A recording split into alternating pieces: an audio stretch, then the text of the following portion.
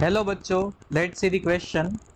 Surface tension is due to option A frictional force between molecules, cohesive forces between molecules, adhesive forces between molecules, both B and C. तो बच्चों सबसे पहले इसमें कौन सा वाला की कॉन्सेप्ट यूज होगा? तो बच्चों की कॉन्सेप्ट कौन सा यूज होगा यहाँ पर? तो वो हो जाएगा यहाँ पर सरफेस टेंशन। जो की कंसेप्ट है बच्चों वो कौन सा है बच्चों? सरफेस टेंशन है।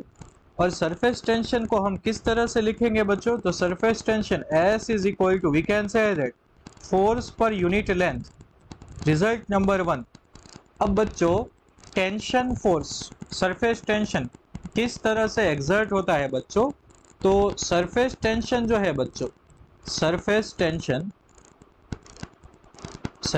Tension is due to the attraction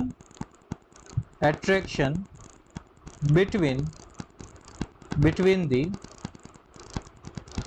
molecules of same liquid और same fluid। किसी फ्लूइड में सरफेस टेंशन कब क्रिएट होता है बच्चों? तो जब उसी फ्लूइड के मॉलिक्यूल्स एक दूसरे को अट्रैक्ट करते हैं बच्चों। और if we can say that if force of attraction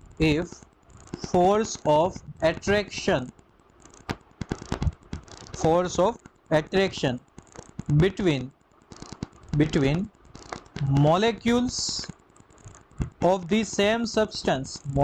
of the same substance is known as the cohesive force. उसे हम क्या कहेंगे बच्चों? Cohesive force. और अगर अट्रैक्शन फोर्स जो है वो डिफरेंट सब्सटेंस के मॉलिक्यूल्स के बीच में लगता है तो उसे हम कहेंगे एडहेसिव फोर्स। तो बच्चों यहाँ पर जो है surface tension due to the same molecules की वजह से है, सेम सब्सटेंस के, तो वो कोहेंसिव टाइप का फोर्स होगा बच्चों।